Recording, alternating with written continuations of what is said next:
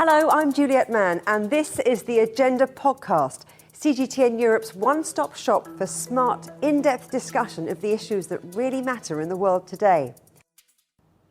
This week on the agenda, who is going to pay to save the planet? We look ahead to the COP29 climate summit in Azerbaijan. Against a backdrop of increasingly depressing news that warming gases are still accumulating faster than at any time in human history, the plan in Azerbaijan is to consider what now needs to happen next and who will foot the bill to save the planet. Joining me now from Baku is Azeri politician and the UN's 9th climate change high-level champion, Nigar Arpadarai. Let's talk, first of all, about why Azerbaijan is hosting COP and what we can expect from COP29. Well, why Azerbaijan is hosting COP? That's a very good question, actually. Well, our president has put it very clearly, saying that this is the moral duty for us. Well, apart from it's also a common sense economic and social strategy. And we in Azerbaijan are realistic about the fact that we're a small country. We know that very well. But at the same time, we believe that we are well positioned to be an honest broker between the parties, to be a bridge and to create a really inclusive platform where everyone will have a voice. So we are hosting that because we feel impacts of the climate change, looking at our agricultural output, looking at the Caspian Sea, the level of which is going down. We have a moral duty for it, and that's why we are doing. And also, we want to embrace the opportunities of the green transition. I think that that sums up why we do that. And it's one of the important thing is the green transition for us. We started transitioning our economy in the context of the green transition well before COP, and we are doing that in a very good speed. And Azerbaijan's hosting COP29 has a strong regional effect, which also should be mentioned. And we are the first country to host COP in our region. So I think that it will have a great trigger. It will be a great trigger for our region. And what exactly is your role as climate champion? Well, climate champion's role is to be the bridge between the work of the governments and the work of non-state actors. So when I say non-state actors, I mean private sector, civil society, academia, indigenous peoples, business community. So all these groups are very important, and their angles, their vision should be taken into account. So my role is to bridge them. And I'm really grateful for this opportunity because as the high-level champion, I have a unique role of meeting so many people from different parts of the world. And one thing that comes to my understanding is that I always see how interconnected we all are. You know, in the climate issues, we are all very much interconnected.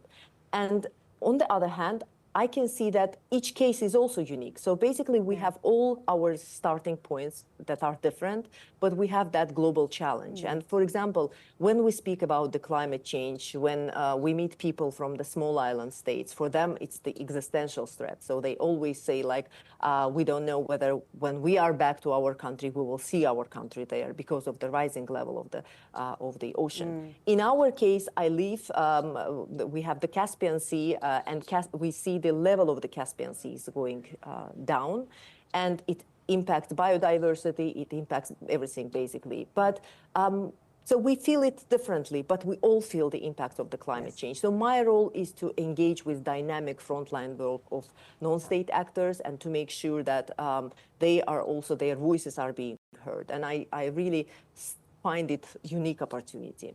You talk about climate issues being interconnected, but what would you say are the pressure points that maybe were glossed over at the last COP that you would like to address this year?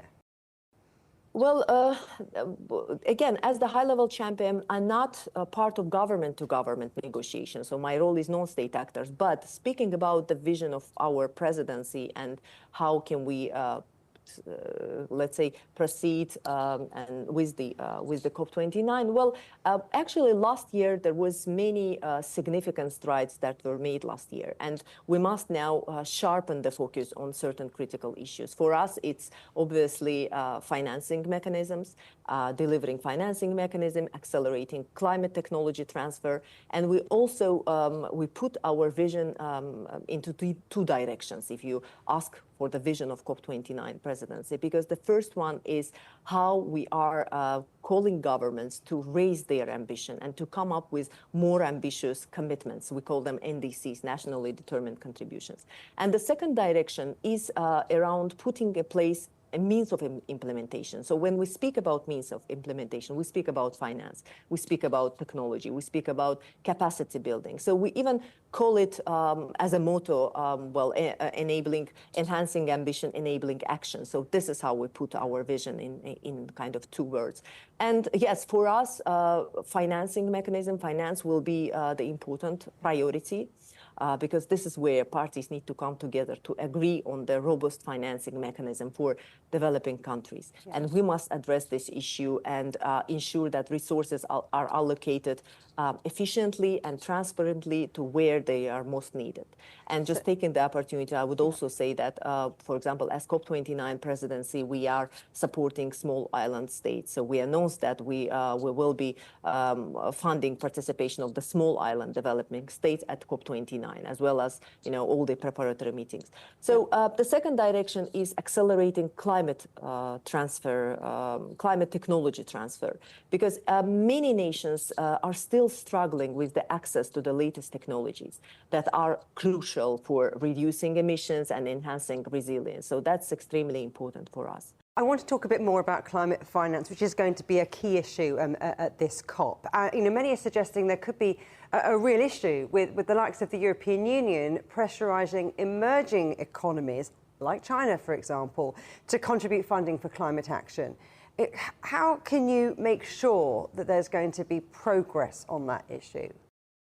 Well, that's an actually also good question. Well, we see, as I said, so speaking to many people, meeting government people, meeting different stakeholders, one thing is uniting us all, I guess, and it's the discussion. Every discussion ends with recognizing that the only way to proceed with global climate action agenda is to create a truly global ecosystem. So, and one of these key elements of this ecosystem is finance.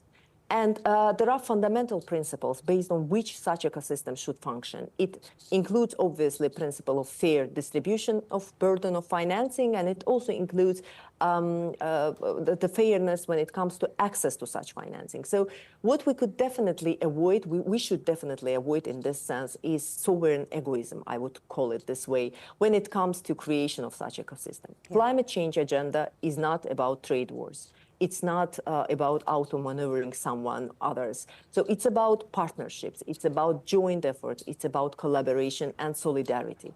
So this ecosystem can only get born in honest cooperation. That's what we strongly believe. And such ecosystem requires that we reform and strengthen multilateral mechanisms embedded into international law. In essence, what we need is a strong international order and law. So basically rules of the game that would apply to everyone. So our ecosystem should be based on rules that will be applied to everyone fairly. This is the only way where we can succeed. And as a presidency, again, we are creating a space for everyone to come and to agree on these important issues. And we really want to create this inclusive platform where every voice is heard.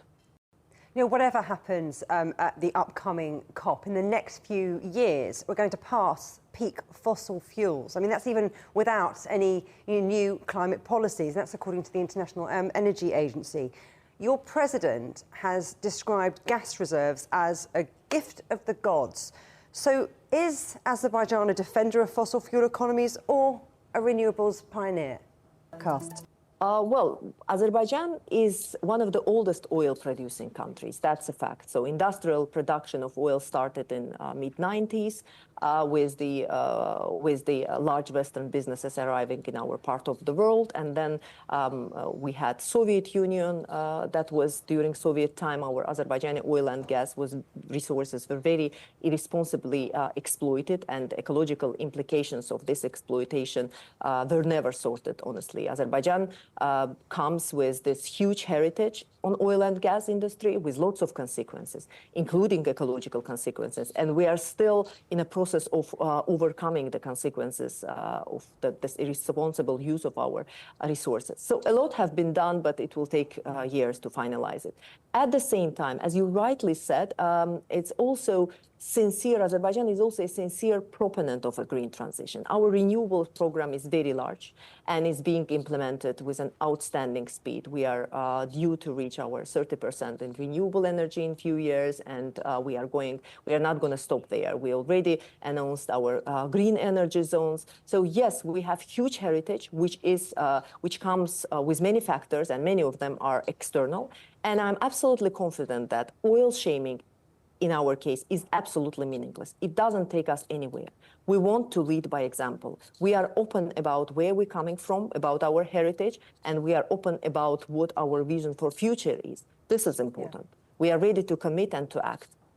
You talk about opportunities. So what is the role of non-state actors in global climate action?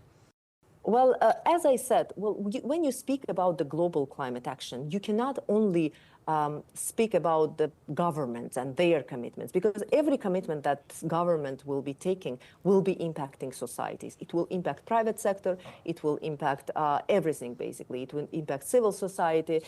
So it's not only up to the governments. We really need to involve everyone. And traditionally, for example, when we speak about non-state actors, when we speak about private sector as one direction, they are coming with technologies, they are coming with innovations, with solutions. So we need those innovations. We need solution breakthroughs. And non-state actors are faster. They have no bureaucracies, I would say. But speaking generally, the non-state actors play a unique role. They play,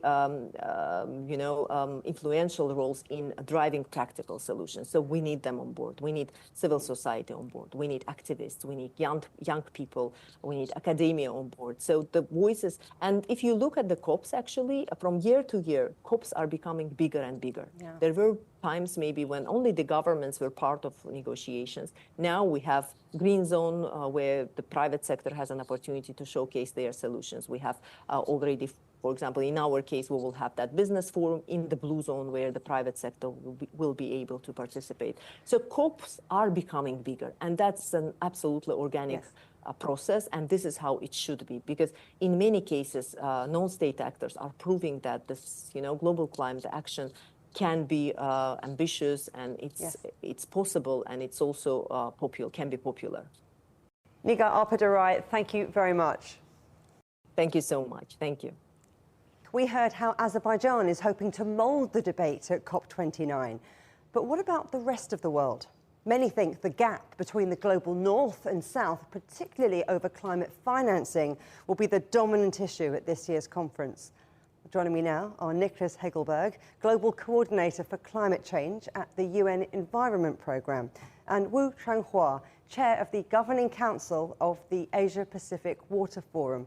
Great to see you both on the agenda again. Niklas, let me start with you, because the UN says that global efforts in tackling climate change are wildly off track. Has the world left it too late to really make a difference? Our emission gap report, which takes stock of where the world is, just came out last week. And indeed, the 1.5 degree target of the Paris Agreement is really on life support. And with emissions still growing, we do see that it's nearly impossible to deliver it unless there is a major step forward.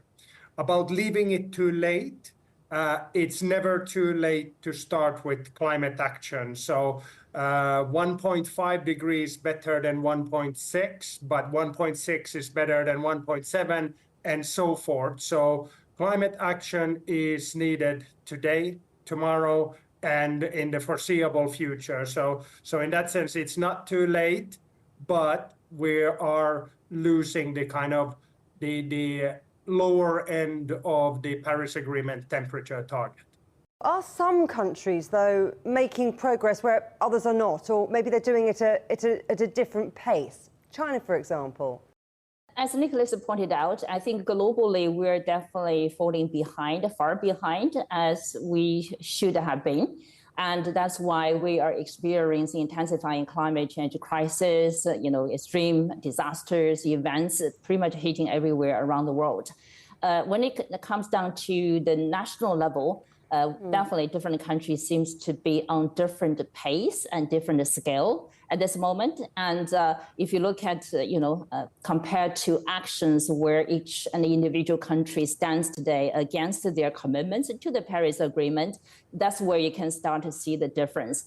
China, in that context, is definitely delivering its commitments for the current stage of Paris Agreement, which is by 2030 commitments. And there are a few major highlights in that context there. One actually is about renewable energy commitment. And so China committed to install 1,200 gigawatts renewable energy, solar and wind. Interesting enough, China has already delivered that. Literally 60 years ahead of the schedule. If you look at the forest coverage, China now has 24.1% of forest coverage and also ahead of its commitments timeline. And in the meantime, if you look at the reality, China committed to peaking emissions before 2030. And lots of numbers data pointed to the direction like China is already in that sort of stage, peaking its emissions. And if you look at the coal, China definitely is peaking its use of coal already. And besides the domestic endeavor, China globally recognized as a leader in terms of driving clean energy solutions, and particularly put in the context of tipping points. And on the negative side, on the bad side, actually, we know climate change is intensifying. But then on the positive side, particularly looking at the positive tipping points, China stands out as the global leader in terms of accelerating clean energy transition. What we do know, Niklas, is that countries are expected to submit new, stronger plans in terms of what they're doing by next spring. But I can't help but wondering, are we all just kicking the can further down the road? Or is that a realistic window now to get things done? Okay, so the Paris Agreement did kind of design in a ratchet mechanism where countries are requested to continuously update their ambition and their climate action plans. And with this ratchet mechanism, we have now come to the set where the next generation of national determined contributions are supposed to come in to be submitted to the Climate Convention. And as you say, next spring and well before, well before the Conference of Parties meeting 30 in Brazil in 2025. So if countries can increase their ambition, we do still have a fighting chance to keep the 2-degree target alive and to get on a pathway by 2035, which is delivering on the Paris Agreement targets. But with this additional progression in ambition, I do want to say that even 5 years ago, it was a different world. The price of renewables, the uptake of electric vehicles, solution in difficult sectors such as cement, aluminium, shipping, and so forth, there are starting to be solutions. So countries can also be confident that there is room for additional ambition. Yeah. And in the emission gap report that I mentioned a little bit earlier, we do see that there is technically and at a fairly reasonable economic investment, there are solutions that can close this gap. So the glass is definitely half full. We can increase the ambition because development is such that we can see progression, but countries do need to put in place stretch targets for the Paris Agreement to still have a fighting chance. So let's talk about getting on that pathway, because it wasn't that long ago that Washington's top climate diplomat, Don Podesta, went to Beijing to meet his Chinese counterparts, as well as Foreign Minister Wang Yi. Now, their countries, China and the United States, are the world's two biggest polluters. So it's important for the US and China to be on the same page here, isn't it? It is. The two world largest economies and also the largest, two emitters definitely should take on their responsibility. But I do want to point out, actually, that sort of statement or narrative is rather misleading, because we do need to get down to the nitty-gritty details on the ground level. What does that mean? The two countries staying on the same page. Each country today definitely has respective commitment to the Paris Agreement. And but if you look at on the bilateral front, the dynamic is rather worrisome because there is not much happening on the bilateral front, which basically has causes a huge waste and also damage in terms of global confidence. And when the two largest economies are caught up in the geopolitical rivalry conflicts and without really much substance happening between the two countries in terms of climate change collaboration, like R&D, industrial investment, market collaboration, we know for sure that huge resources and opportunities are wasted there already. That's where I think we do need to figure out actually what should happen so that the two countries can really work together. Let's talk a little bit more about climate financing. I mean, Niklas, do you think that the world is going to have to admit that the amount agreed so far is just not enough? I mean, there are reports that some developing nations are looking at $1 trillion a year as their starting point for negotiations. Okay, so as climate change is something that is caused by every single economic sector in the world, and whether that's energy, transport, our food systems, or you name it, it's actually the entire economy that needs to invest in such a way that we're reducing emissions and that we're getting on a low carbon and shortly after 2050 onto a net zero pathway. So it's not just the money that countries will be negotiating about. That finance that countries will be discussing and negotiating about at COP29, the new collective quantified goal on climate finance, that is there to help those that need it the most and to catalyze the wider shift in the economy. And countries have put forward different numbers for what that goal should be.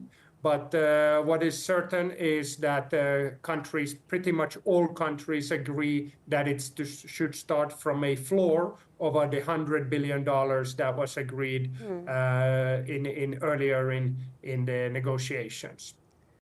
I think one sticking point is going to be whether wealthier developing nations like China, like Saudi Arabia, the United Arab Emirates, India, Brazil, should they contribute towards a global climate fund? Or is that unfair, Wu?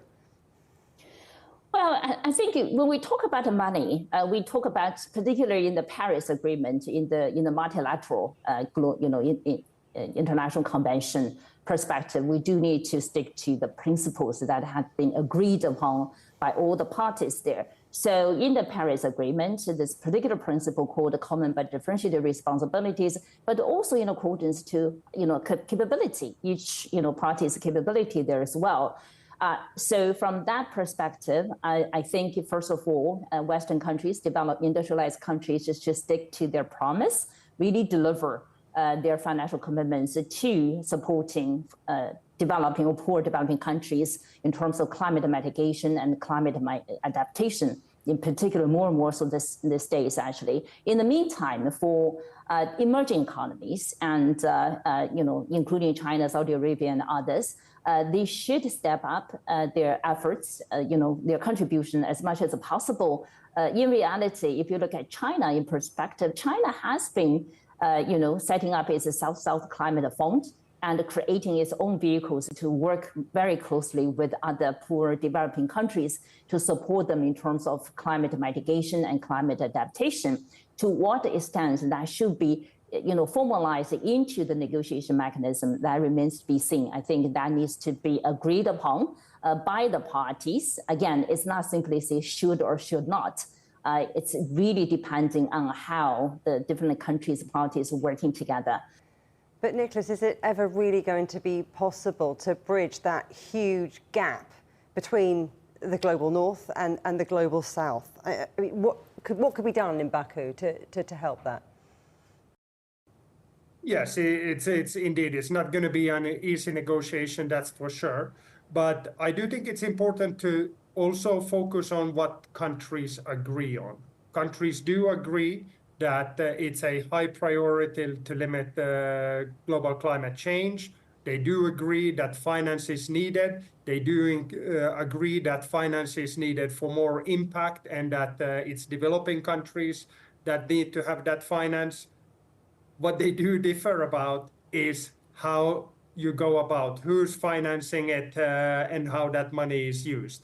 And countries have negotiated over the last, since COP26, so that's 3 years ago, they have been negotiating about this new collective quantified goal of climate finance and discussing, bringing up the points.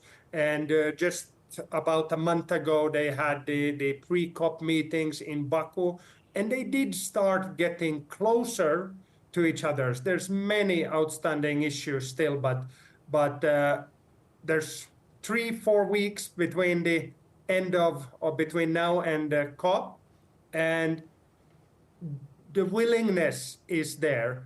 That doesn't mean that the negotiations will be easy, and it's too early now to preempt what the outcome may be, but the willingness seems to be there for many countries, and if not all, to make adjustments and try to deliver the maximum what they can agree to.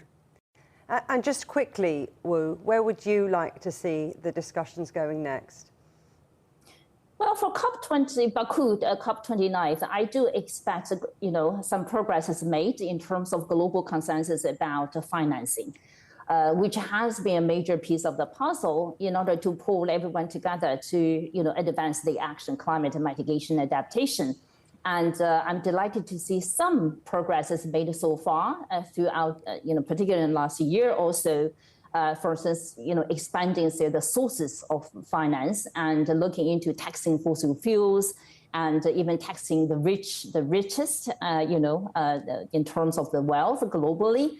But we have to come down to the fundamental, the principles coming to the multilateral agreement, basically saying developed economies need to put the amount of money they've committed to on the table, which is trivial compared to what's needed, but at least actually that's the starting point. They need to be delivered. Yeah. And in the meantime, put that in a bigger context, which I feel a little bit more hopeful in terms of the global effort, which is started already in terms of really reforming global finance architecture, particularly by the role of multinational development banks like World Bank, ADB, among others. So hopefully somehow some progress will be made. Wu Changhua, Niklas Hagelberg, thank you very much. Thank you. Thank you. Remember, you can subscribe to this podcast on iTunes, Stitcher, Spotify, or wherever you get your podcasts. You can also find more agenda content on CGTN Europe's Facebook, Twitter, Instagram, Telegram, and YouTube channels.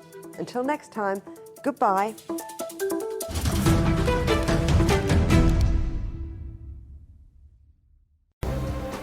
The most interesting questions. Are there other living beings beyond Earth? Will man or machine be in charge? Great question. Always have more than one answer. Well, hold on, let me just draw up a list. And always come from more than one person. That's where the credibility lies. The concept of having a machinery which is alive and evolving didn't wait for us. The end of inequality of incomes and wealth around the world, can you imagine how difficult that is at the moment to achieve?